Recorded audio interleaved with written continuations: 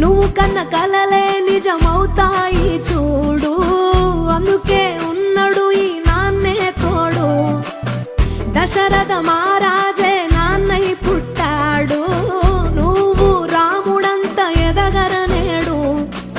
చరితలు ఎన్నడు చూడని మమతల గూడే వీధిరో, సంపద అంటే ఏదో కాదురో, ఇంతకు మించి